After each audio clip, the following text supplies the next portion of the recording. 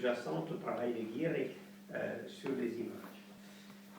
Montagne, lac, pyramide, océan, ville, village, étoile, île.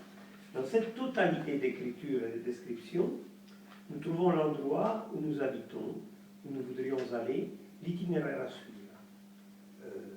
Évidemment, Google Maps à l'époque n'existait pas.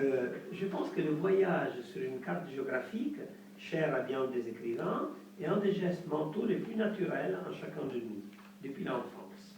Les inévitables associations d'idées, les superpositions d'images, guident ensuite automatiquement la pensée. Je l'ai pas amené aujourd'hui, mais le texte de Pénone, quand il parle de l'Atlas, dit quasiment la même chose. J'ai voulu au contraire, dans ce travail, accomplir un voyage là où s'efface le voyage même. Car tous les voyages possibles sont déjà décrits et les itinéraires déjà tracés. Les îles heureuses chères à la littérature et à nos espérances ont toutes été décrites. Et la seule découverte, le seul voyage possible semble être de découvrir la découverte. Vous voyez la mise en abîme qu'il essaye de proposer. Qu'est-ce que cela peut vouloir dire de découvrir la découverte?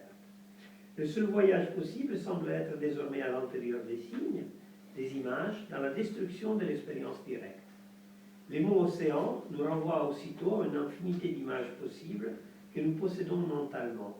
Au fur et à mesure de la disparition, s'effacent les méridiens et les parallèles, le nombre. Le paysage devient naturel. Il n'est plus évoqué, mais se déploie devant nous, comme si sous nos yeux, une main avait remplacé le livre par un paysage réel. En ce cas, c'est toujours la photographie qui, avec son pouvoir d'introduire des variations dans les rapports avec le réel, déplace les termes du problème en évoquant un naturel illusoire. Et le grand thème, on verra en lisant tous ces textes, la plupart de ces textes, pour dire, c'est exactement de comprendre comment la photographie, qui avait souvent eu le rôle de pictographique presque, de s'emparer du paysage, pouvait en revanche devenir l'utile qui flottait, qui voyageait entre les lignes, entre la disparition et l'apparition du naturel. Une réapparition qui était donc guidée aussi par l'empreinte que toute représentation porte sur le monde. C'est-à-dire l'idée que les images que nous produisons sont aussi une variation qu'on fait subir au paysage, qu'on fait subir au réel. Je l'ai cité souvent l'année dernière, il y a un très beau texte de Paul Armangette sur les points de vue, qui est très intéressant, dans lequel Paul Armangette s'en prend à la manie touristique de inviter les voyageurs, les touristes, à regarder le paysage à partir d'un point encadré, de ce qu'on appelle le point de vue. Pourquoi Paul Armangette s'en prend à cette esthétique du point de vue? Parce qu'il dit, si on regarde le point de vue du point de vue, on a moyen de mettre en abîme non seulement le réel qu'on a sous les yeux, mais le code qui nous amène à le lire. Et pour dire différemment, mais le problème est le même. Le problème est comment la photographie n'arrête pas d'introduire des variations dans les rapports avec les réels. Et pour lui, la question est centrale, parce que la question qui se pose, c'est celle benjaminienne de la reproducibilité et de quelles sont les conséquences de cette reproduction continue du monde.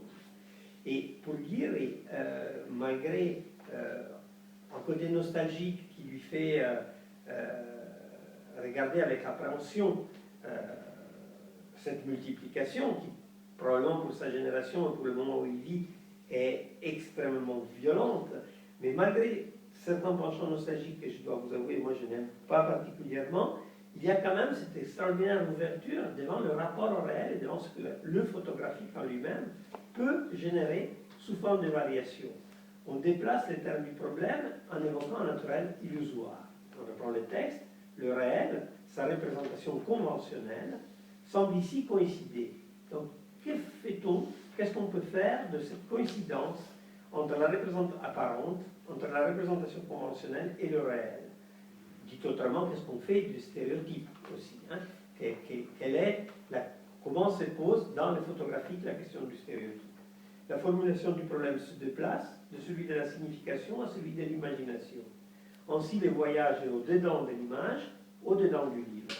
Les deux images analogues, image dans l'image, livre dans le livre, nous ramènent aux infinies lectures toujours possibles, même dans un monde plus codifié. l'expérience déjà accomplie, apparemment totalisante, se déploie comme dans la phrase de Bellaic.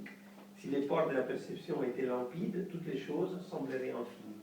Et je pense que ce n'est pas un hasard que la première édition de Atlas, il l'a fait comme on a vu avant, en superposant juste une photographie et 2 cadres, et en imaginant une boîte qui s'ouvre, parce que l'idée de l'image telle qu'elle est expérimentée déjà là, dit déjà tout de cette articulation d'une image qui rentre dans l'image et qui questionne sa manière même d'exposition.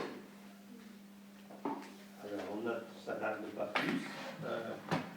Même la première version qui est reliée avec la code de l'infini, parce qu'il y a toujours la possibilité de pouvoir rajouter des pages. En fait. Absolument.